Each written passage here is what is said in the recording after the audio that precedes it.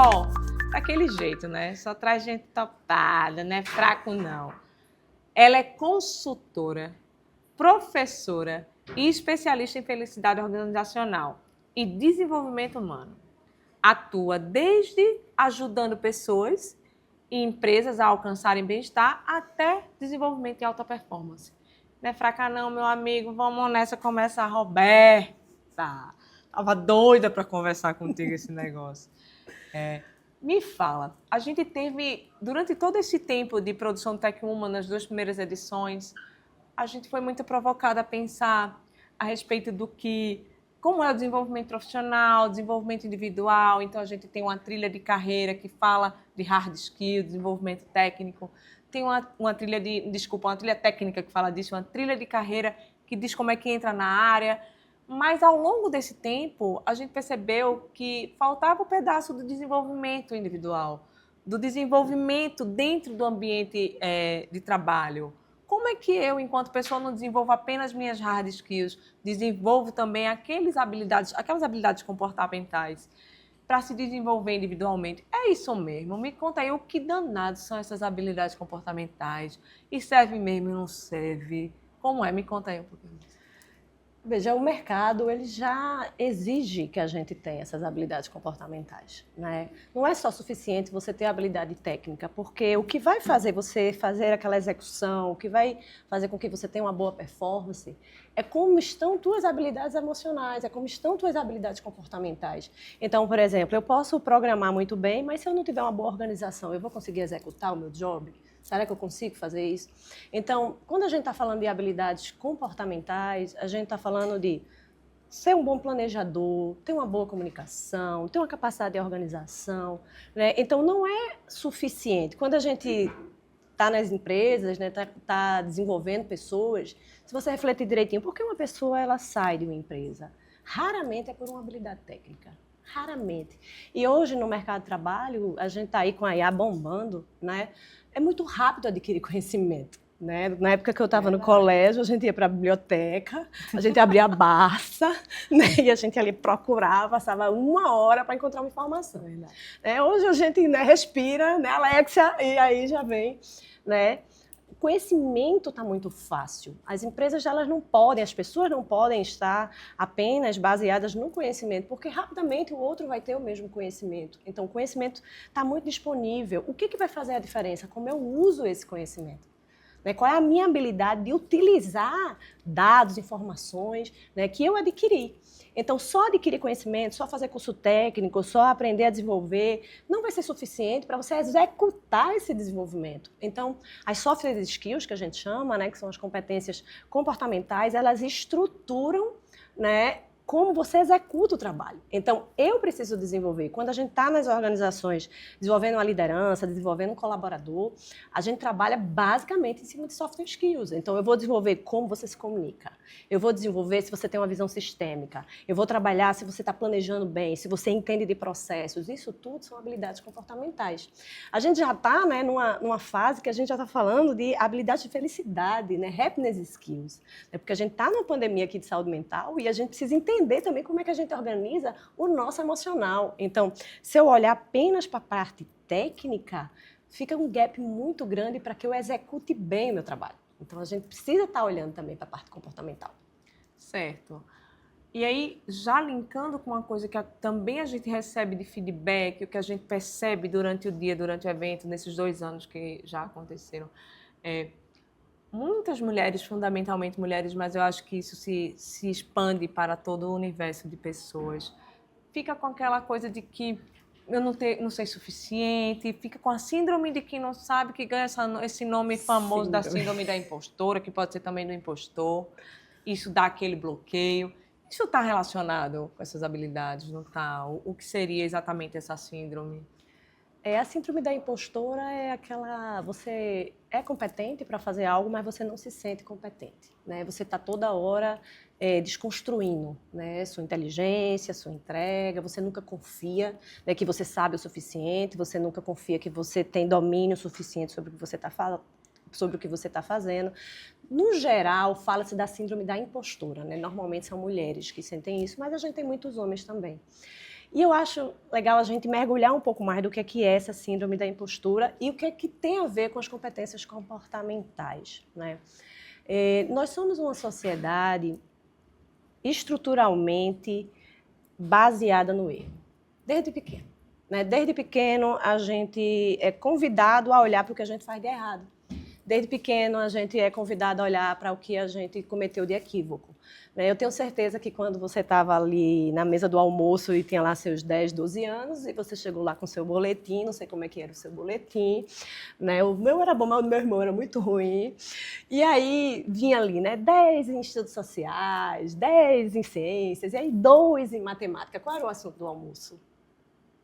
Era 2 em matemática. O 2 em matemática. E aí eu ficava ali 2 horas falando com aquela criança sobre ela precisa melhorar a matemática dela e tal. E as outras disciplinas todas. Que ela tirou 10, que ela tirou 8, que ela foi muito positiva. Então, se a gente voltar lá na infância, a gente vai ver que toda hora a gente está sendo criticado e toda hora a gente está criticando. Quando a gente chama o filho da gente assim, eu tenho um filho pequeno, Ian, vem cá, chama ele no quarto. Ele já chega e pergunta, o que foi que eu fiz? Porque quando é que a gente chama o filho da gente e diz assim, vem cá, meu amor. Aí ele, o que foi que eu fiz? Você fez um suco maravilhoso. Ai, que suco maravilhoso. A gente só chama para dizer, por que você não lavou o prato? Por que deixou a toalha em cima da cama? Por que você cometeu esse erro? A gente está toda hora focando o nosso cérebro no que foi feito errado. Quando a gente vai fazer um trabalho de desenvolvimento nas organizações, a gente vai dar aquele famoso feedback, que eu chamo até outra palavrinha aqui, né? Não vamos usar aqui. Feedback, né? A gente chama para dizer, você fez isso errado, isso errado, isso errado, isso errado, isso errado. Então, toda hora, a gente está convidando o nosso cérebro a olhar para o que está errado. Toda hora. E para o cérebro, não há diferença nenhuma se você está vivendo uma situação ou se você está pensando numa situação. Para o cérebro é a mesma coisa, tá? Ele vai disparar na gente o mesmo processo químico. Então, por exemplo, se você foi assaltada e está contando que foi assaltada, o teu cérebro não sabe que você não está sendo mais assaltada. Ele acredita que você está sendo assaltada de novo, porque ele libera cortisol, libera adrenalina, é assim que funciona. E por que eu estou fazendo essa volta para responder a tua pergunta? Porque se eu entro numa sala e aí vem o feedback, seja da minha mãe, do meu patrão, do meu colaborador, enfim, e vem o feedback. Ai, Laís, você é maravilhosa, é uma mulher incrível, né, empreendedora, mas olha, esse teu cabelo não tá combinando muito, assim. Eu acho que tu precisa dar uma renovada nesse visual. Eu posso ter falado 10 coisas incríveis, e uma mais ou menos. Você vai sair dali pensando em qual coisa? Na mais ou menos. Você vai sair pensando na mais ou menos. E aí você vai ficar e vai se olhar no espelho e vai dizer, nossa, talvez eu precise arrumar esse cabelo mesmo. E aí aquela voz fica, veja, a pessoa falou uma vez, seu cabelo não tá legal. Você pensou umas 10. Isso foi legal, hein? Porque tem gente que pensou em 150. Então, o seu cabelo não está legal uma vez, ele está ruim 150 vezes. Porque para o seu cérebro não há diferença. Então, se a gente tem essa cultura que só fala do erro, só fala do erro, só fala do erro, o cérebro humano ele vai colocando atenção no erro. Então, se você 150 vezes estava com o seu cabelo horrível, e eu digo, Laís, que cabelo lindo. Aí, tu lá dentro de tu. Será que tá lindo mesmo esse cabelo? 150 vezes que ele esteve horrível, talvez não esteja tão lindo assim. Aí está a síndrome da impostora. Eu não consigo sentir em mim que o meu cabelo é bonito, porque eu passei um tempão pensando e repensando que ele estava horrível. Então, imagina isso dentro do mercado de trabalho. Eu estou falando do cabelo. Mas, assim, imagina isso dentro do mercado de trabalho. Imagina quando você, por algum motivo, porque estava sobrecarregada, porque não teve atenção, cometeu um pequeno deslize ali numa apresentação. A gente que está toda hora apresentando, aí confundiu o dado A com o dado B. Né? 1 milhão de dados que a gente tem hoje, 1 milhão de informações, né? O cérebro humano está cada vez mais sobrecarregado. Estou sabendo como é isso. Né? E aí a gente eu confundi aquele dado ali. Né? E aí eu saio da palestra que foi incrível, todo mundo achou maravilhoso, e eu fico o quê? Meu Deus, eu errei aquele dado. Eu não falei o dado correto. E aí eu penso 1 milhão de vezes, nossa, como eu errei aquilo ali. Eu errei uma vez. Mas para o meu cérebro eu errei 100, 200. Aí alguém chega e diz, Laís, tu é uma palestrante incrível. Aí tu, mas dentro de tu vem o quê? A janela de memória aqui dizendo, e aquele dado tu errou 150 vezes? Como eu posso ser boa? Se o meu cérebro toda hora está enviesado para olhar para o negativo. Então, por que nas empresas eu trabalho tanto com cultura do reconhecimento? Porque a gente precisa enviesar o cérebro para o que a gente sabe fazer, para que a gente tenha memória do que a gente sabe fazer. Você só está no seu lugar aí, eu só estou no meu lugar aqui, porque a gente sabe fazer. A gente é contratada pelo que a gente sabe fazer. E por que a gente não sente que a gente sabe fazer? Porque toda vez que a gente é convidado a uma reflexão, é sempre sobre o que a gente não sabe fazer. Então, isso precisa ser desenvolvido. A habilidade é algo desenvolvido. É diferente de, nossa, eu tenho um cabelo preto e tu tem um cabelo louro. Não, não é genética. É desenvolvimento. Por exemplo, empatia. Ah, não sou uma pessoa empática. Desenvolva. Empatia é desenvolvimento de habilidade. Então, qualquer pessoa pode desenvolver as habilidades. Então, a gente precisa focar nesse desenvolvimento. Se eu não desenvolver, por exemplo, a habilidade de ter um olhar positivo, que são os happiness skills, se eu não começar a olhar quais são os aspectos positivos do meu comportamento, do meu temperamento, se eu não desenvolver para enviesar meu cérebro para este lugar, como eu vou deixar de ter a síndrome da impostora? Não vai adiantar ir na terapia, ela dizer, não, mas você é muito competente. Não vai adiantar seu companheiro dizer, você é muito competente, seu chefe dizer, você é muito competente. Sabe por quê? Porque você disse para você 1 milhão de vezes que você errou aquele dado. Então, você vai ter que desenvolver uma habilidade para mudar o viés do seu cérebro, para que você consiga sentir. Eu não estou dizendo entender, estou dizendo sentir, nossa, eu sou boa no que eu faço. Por quê? Porque eu vou olhar para aquela palestra incrível e eu vou sentir o que dentro de mim? Né? Eu vou ter emoções positivas, eu vou me sentir engajada, eu vou me sentir competente. E aí eu vou me sentir várias vezes. Aí eu vou dizer, eu não sou uma impostora. É mais ou menos por aí que funciona. Então, rapaz, eu estou aqui hipnotizada. Deixa eu lhe perguntar, você falou aí algumas vezes em happiness skill.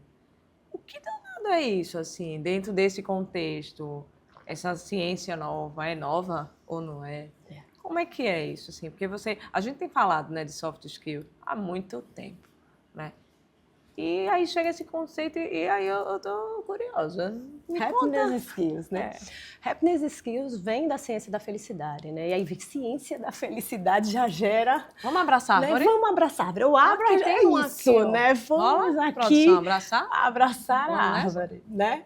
Quando a gente fala esse nome, né, ciência da felicidade, a felicidade é algo que parece tão intangível, mas é ciência. Então, quando eu estou falando de ciência, eu tenho uma especialização em psicologia positiva, que é uma área da psicologia que estuda os processos positivos, que já confunde com positividade, vamos todo mundo, né, subir em árvore, aí todo mundo vai ser feliz, e não tem nada a ver com isso.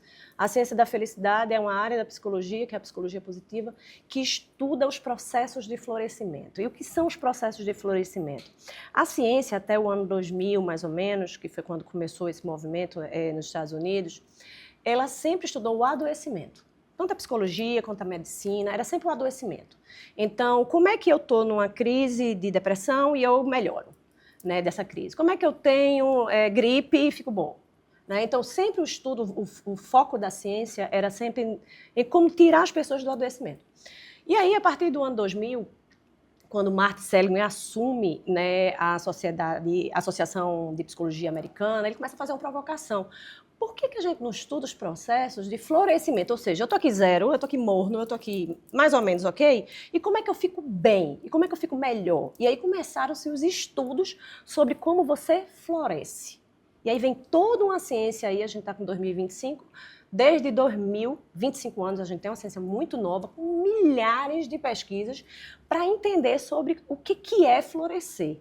Né? Então, esse nome felicidade, ciência da felicidade, parece uma coisa intangível, mas foram pesquisas e pesquisas e pesquisas. Então, o primeiro livro que eu estudei de felicidade, que se chama Florescer, você, nossa, né? Um livro que eu vou ler, o livro só tem pesquisa científica do começo ao final. Né? Então, por exemplo, Martin Seligman, ele era muito ranzinza, ele era muito mal-humorado. E aí ele começou a pesquisar para dizer... Tem alguma relação eu ser mal-humorado com ter sucesso, com ter mais longevidade, com ter mais saúde? Ele começou pesquisas sobre isso.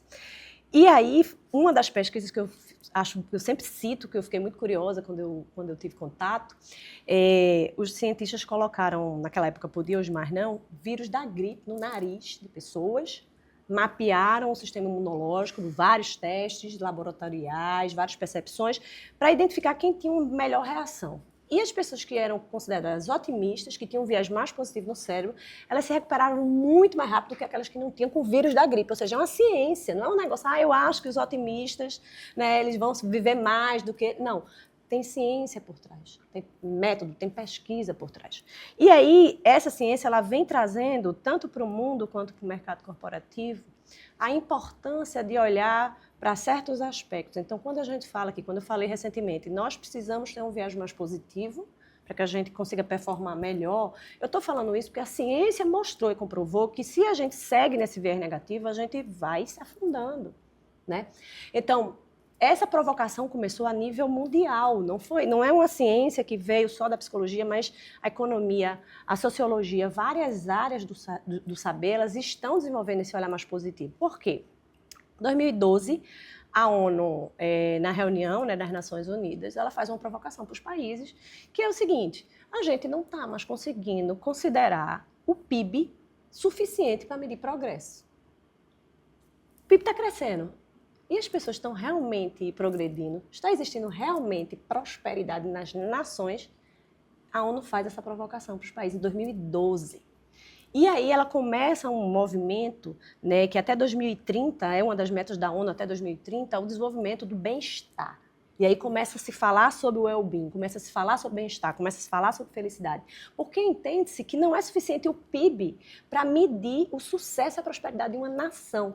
E aí vem alguns estudos para transformar o PIB num outro índice. E aí a gente já ouviu falar sobre o FIB, né? O que é o FIB? Felicidade Interna Bruta, né? Então não adianta só o PIB. Dentro do FIB inclui o PIB, mas eu preciso entender sobre expectativa de vida, eu preciso entender sobre rede de apoio, eu preciso entender sobre níveis de generosidade e sobre afetos positivos e negativos. Então, quando a gente está falando dessa ciência da felicidade, a gente está falando de ter um olhar mais sistêmico para países, nações, para um grupo, para uma organização, para o ser humano. Então, se eu não tiver esse olhar, eu não vou conseguir prosperar. E aí, da onde veio as happiness skills? Ela bebe nessa ciência dizendo o seguinte: não adianta mais a gente ter um puta conhecimento sobre uma tecnologia. Para isso, a gente precisa desenvolver software skills, a gente precisa ter habilidade de planejamento, de gestão, de comunicação, para comunicar o nosso projeto. Mas no mundo que a gente está vivendo hoje, a gente precisa, por exemplo, ter habilidade de savory, habilidade de escuta. São happiness skills. Então, eu posso ser um ótimo planejador, um ótimo técnico, desenvolvedor, mas se eu não conseguir ouvir o meu cliente verdadeiramente, se eu não tiver uma habilidade de escuta, e a gente está num mundo que está todo mundo falando e ninguém ouvindo. Todo mundo tem uma opinião para dar na internet, mas ninguém escuta nada. Então, happiness skills, escuta ativa. Eu tenho uma palestra só sobre escuta.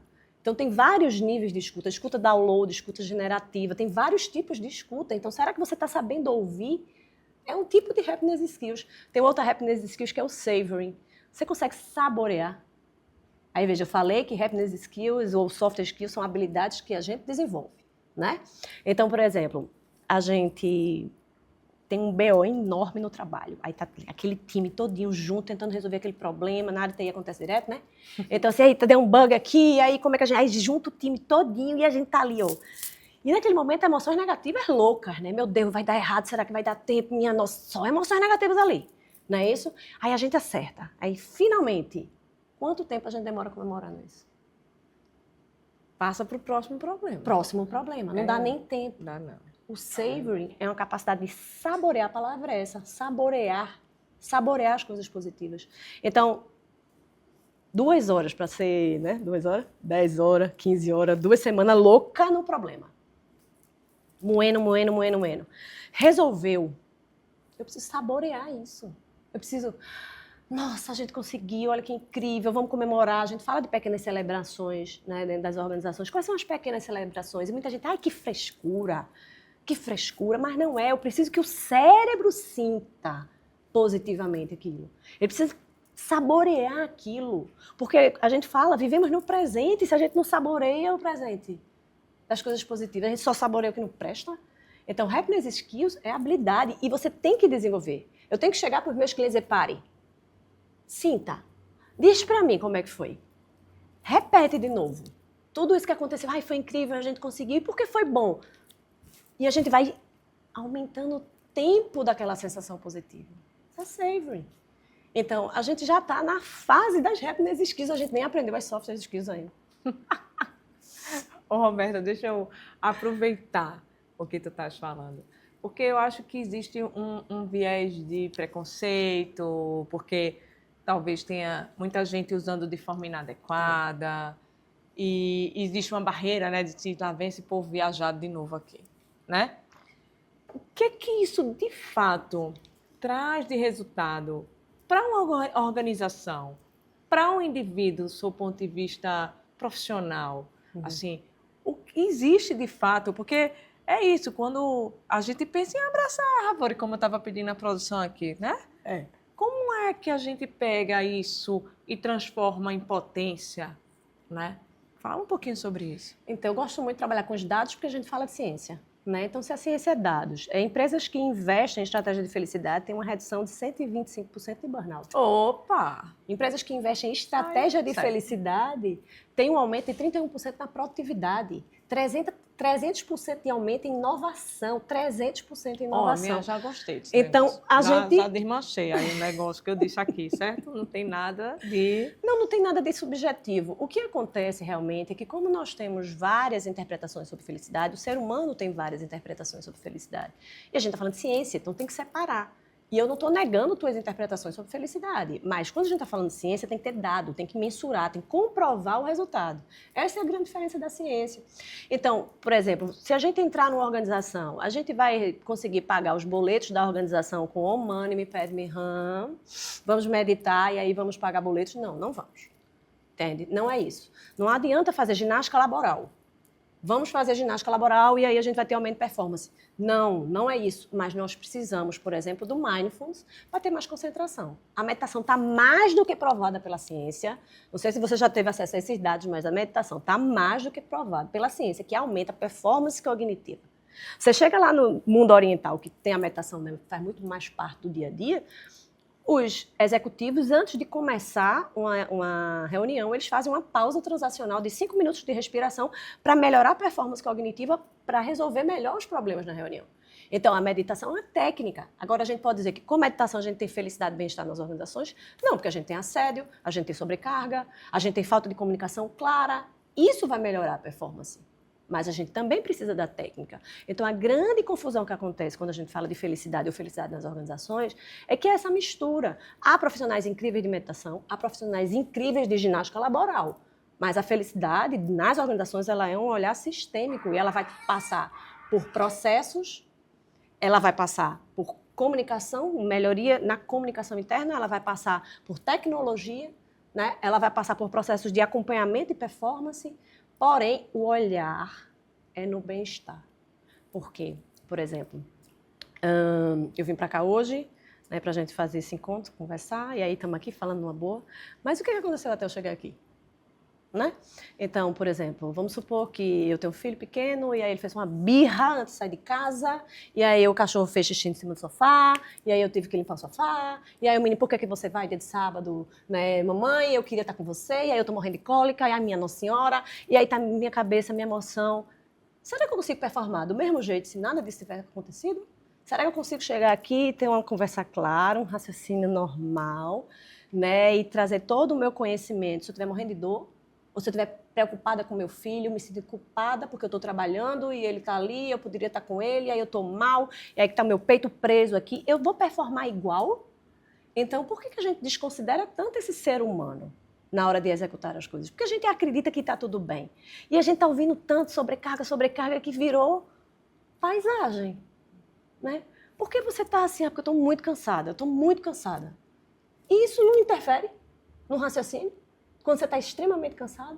Então, se a gente não tiver um olhar enquanto sistema, enquanto sociedade, para estes processos emocionais que interferem diretamente na performance.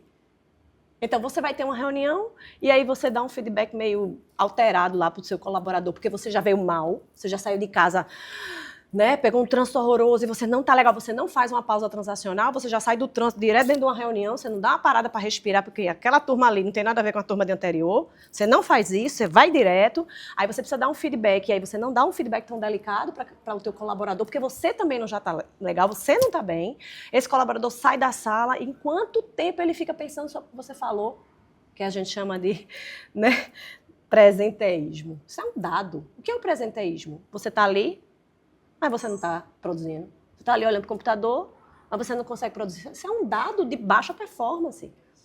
E o que afetou a tua baixa performance? Talvez o que o meu líder me disse sobre o meu trabalho. E eu fiquei questionando, será que eu devo continuar nessa empresa? Será que não? Né?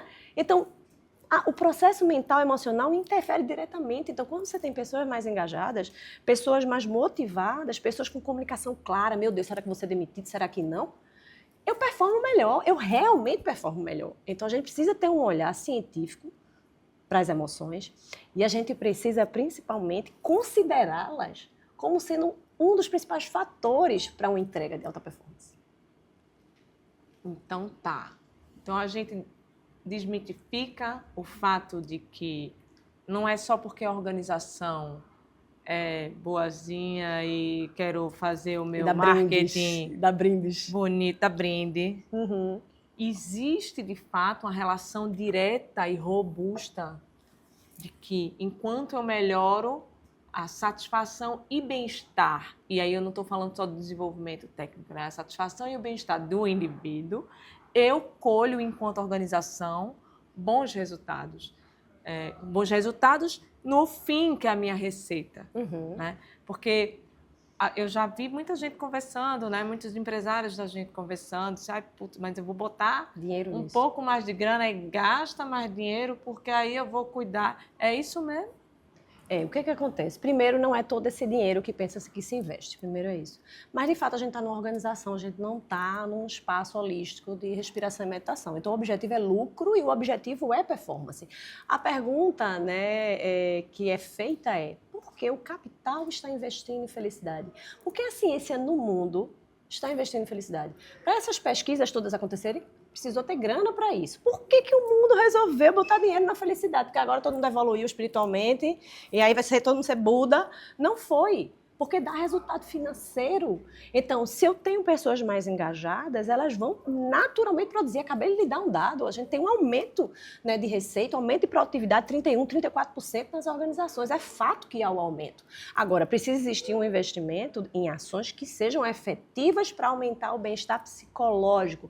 O que é o bem-estar psicológico? Acabei de falar. Se eu tenho um líder que dá um melhor feedback, porque ele também está sendo cuidado, porque ele também desenvolveu habilidades, né, ele consegue se organizar melhor para dar aquele feedback, ele faz um bom feedback, com cultura de reconhecimento, consegue levar para o colaborador o que realmente ele sabe fazer e trazer o ponto que ele não sabe fazer. Se ele melhora esse feedback, esse colaborador não vai ficar 2 horas na frente do computador pensando como ele é ruim. Isso é bem-estar psicológico, de maneira clara. E aí agora a gente é obrigado, né? Sim. É? Sim. É isso mesmo? Não, veja... A gente, enquanto empreendedor, é obrigado a pensar nisso ou não? A gente, enquanto empreendedor, tem que pensar nisso. Porque se estamos mergulhados no meio de uma pandemia de saúde mental, de adoecimento, se a gente não considerar que esse colaborador está com o bem-estar psicológico dele prejudicado, como é que eu terei performance, como é que eu terei receita? E tem regulamentação? Estamos chegando aí, né? Então, por que é que está acontecendo essa regulamentação?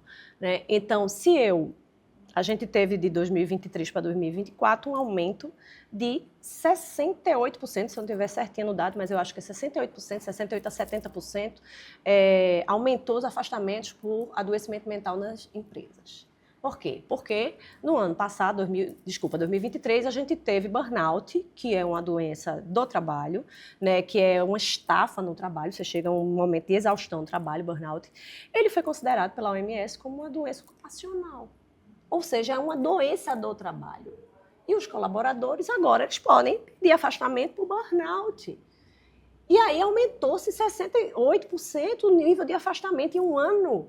Então, a gente não está falando de uma coisa trivial e que, infelizmente ou felizmente, o empresário ele não vai poder escolher. Por quê? Porque esses afastamentos, quem está pagando essa conta? É o governo. Porque tá a turma indo lá para o INSS, né, quem está pagando a conta. Então, o governo disse agora, galera, é o seguinte, vocês vão ter que se responsabilizar também pela saúde mental dos colaboradores, porque vocês estão arrebentando a cabeça aí da galera. E aí está mandando para o lado de cá. E aí, agora, vocês vão ter que se responsabilizar por isso. E como é que fica também o empreendedor? Meu Deus, já estou cheio de imposto, cheio disso, cheio daquilo, e ainda vai sobrar para mim? Então, agora a gente tem a norma, eu estava 2 semanas atrás em São Paulo, no maior congresso de saúde mental do Brasil, falando sobre norma. Né? Então, a norma vem para dizer que as empresas vão se responsabilizar pelos riscos psicossociais, elas precisarão e serão multadas. O Ministério do Trabalho acabou de contratar 900 auditores para auditar as empresas sobre saúde mental. Então, não é mais assim uma escolha. né? isso. Os empresários eles precisarão fazer isso. Mas veja, Laís, há quase 10 anos eu já trabalho com isso. Muitos empresários que já trabalham comigo não precisaram disso. Por quê? Porque há aumento de receita. Há aumento de performance. Então, se você investir corretamente, você vai ter aumento de performance. Então, não é apenas sobre uma lei, não é apenas sobre humanidade, porque deveria ser, mas é porque a gente precisa aprender a se organizar melhor enquanto sociedade. E a conversa está acabando. Mas eu tenho uma novidade, uma notícia boa, porque Roberta deu uma palestra para a gente incrível sobre isso, está lá no nosso Reels. Se você quiser acompanhar a gente nas redes sociais e ver, Roberta, muito obrigada pela tua presença aqui hoje. Dá teu recado aí de 10 segundos. Eu que agradeço demais, Laís, porque a gente precisa desse espaço, né? Eu espero que as pessoas entendam que a gente tem um futuro tech aí, né? Mas a gente precisa ser humano, a gente precisa estar presente nessa humanidade, porque senão a gente não prospera enquanto nação, a gente não prospera enquanto planeta. Muito obrigada, Roberta, por ter aceito esse nosso convite.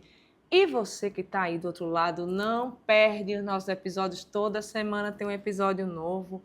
E vem aqui escutar o podcast da gente.